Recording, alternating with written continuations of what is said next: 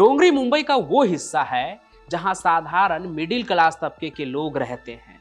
इसी जगह पर पैदा हुआ मुंबई का, या यूं कह लीजिए कि भारत का सबसे बड़ा डॉन, जिसने डोंगरी की चौल से दुबई के महलों तक का सफर तय किया है और आज पड़ोसी मुल्क में छिपा हुआ है। अब तक आप समझ गए होंगे कि आज कहानी एक बार फिर से मुंबई और दाऊद से जुड़ी है।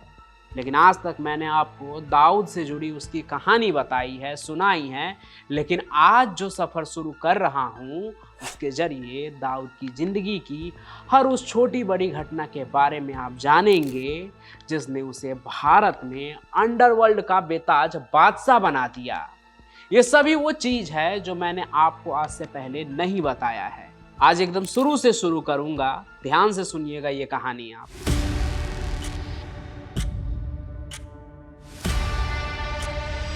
मुंबई भारत की फाइनेंशियल कैपिटल है। हर इंसान यहाँ अपनी किस्मत आजमाने आता है।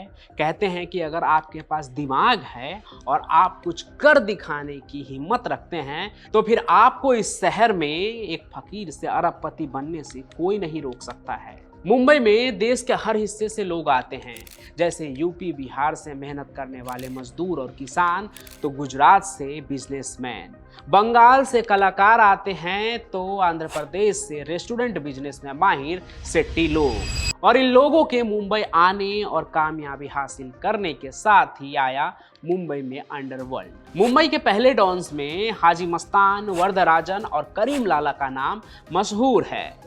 एक समय पर इन तीनों का नाम लोग दबी जुबान में लेते थे क्योंकि इनसे सभी खौफ खाते थे, चाहे वो आम पब्लिक हो, अभिनेता हो, कोई बिजनेसमैन हो, पुलिस हो या फिर कोई राजनेता ही क्यों ना हो। पर वहीं दूसरे तरफ इन्हें लोग अपने मसीहा भी समझते थे। इन डॉन्स ने अपने समाज में कई सारे गरीब लोगों की पैसे से मदद की। अब आप सोच रहे होंगे कि अब तक दाऊद क्यों नहीं आया, तो देखिए जो मैं बता रहा हूँ वो टाइम दाऊद से भी पहले वाले ज़माने का है। मैं यहाँ इनके बारे में ये सब इसलिए बता रहा हूँ क्योंकि दाऊद की कहानी को समझने के लिए ज़रूरी है कि उसके पहले के अंडरवर्ल्ड और मुंबई के हालात को अच्छे से समझा जाए। इसलिए आइए पहले हर डॉन की कहानी और इनके स्वभाव को अच्छे से जान लेते हैं।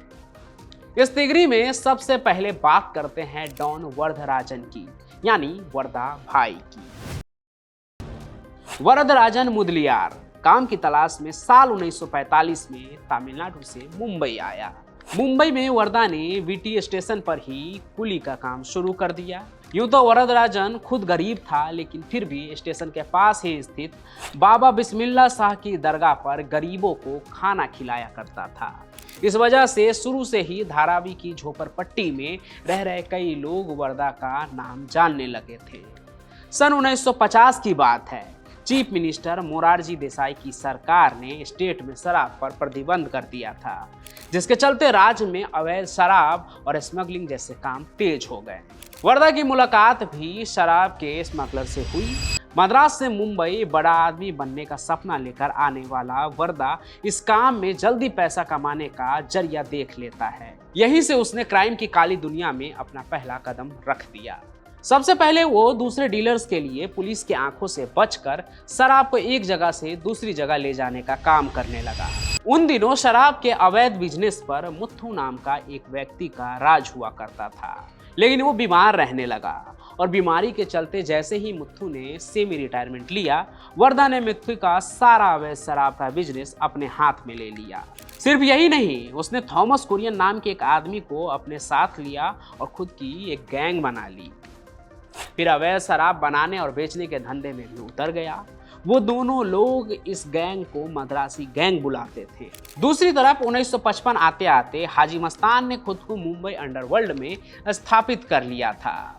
उस वक्त उसने बखिया ब्रदर्स के साथ मिलकर सोने की स्मगलिंग का एक बड़ा नेटवर्क खड़ा कर लिया था। हाजी मस्तान की मुंबई डॉकयार्ड और समुद्री सीमाओं पर काम करने वाले स्मगलर में भी अच्छी खासी पकड़ हो गई थी। अब तक मस्तान को यह बात भी समझ आ गई थी कि अगर मुंबई पर राज करना है तो उसे पैसे और किराए के स्मगलर्स के साथ साथ मजबूत मसल पावर भी तैयार करनी पड़ेगी, और उसकी यही तलाश उसे वरदा तक ले आई। देखिए, जब ये वरदराजन क्राइम की दुनिया में आगे बढ़ रहा था, उस वक्त मस्तान क्राइम की दुनिया में बादशाह था। एक बार की बात है, वर्दा के आदमियों ने मुंबई डॉकयार्ड से कुछ स्पेशल एंटीना चुरा लिया। ये कंसाइनमेंट जो था वो दिल्ली के एक बड़े मंत्री के लिए आया था। जब ऊपर से प्रेशर आया तो पुलिस ने वर्दा को भी पूछताछ के लिए उठा लिया। पुलिस की कड़ी पूछताछ के बाद भी वर्दा ने कुछ नहीं बताया। जब इस घटना की खबर हाजी मस्तान को लगी तो उसने तुरंत अपने लोगों से वर्दा के बारे में जानकारी जुटाने को कहा। मस्तान के लोगों ने उसे बताया कि क्रिमिनल एक्टिविटीज में इन्वॉल्व होने के बावजूद भी वरदराजन की मुंबई में रहने वाले तमिल पॉपुलेशन में काफी अच्छी पकड़ है। हाजी मस्तान ना जाने क्या सोचकर खुद ही वर्दा से मिलने के लिए डॉकयार्ड पुलिस स्टेशन पहुंच गया। उन दिनों मुंबई में हाजी मस्तान एक बड़ी हस्ती थी। पुलिस के बीच उसका अपना अलग प्रभाव था। हाजी मस्तान के सफेद कपड़ों से लेकर उसकी चमचमाती कार को लोग दूर से ही पहचान लिया करते थे। यूं किसी से मिलने के लिए खुद हाजी मस्तान का पुलिस स्टेशन पहुंचना एक बहुत बड़ी बात थी। पुलिस स्टेशन जाकर हाजी मस्तान ने वरदराजन की ओर इशारा करते हुए तमिल में अभिवादन किया, वनक्कम थलेवर। ये सुनते ही वर्दा चौंक गया, क्योंकि बाकी सब की तरह वो भी हाजी मस्तान को पहचानता था। ऐसे में उसके मुंह से अपने लिए तमिल में थलेवर सुनना एक बड़ी बात थी, क्योंकि तमिल भाषा में इस शब्द का इस्तेमाल कमांडर या चीफ के लिए किया जाता है।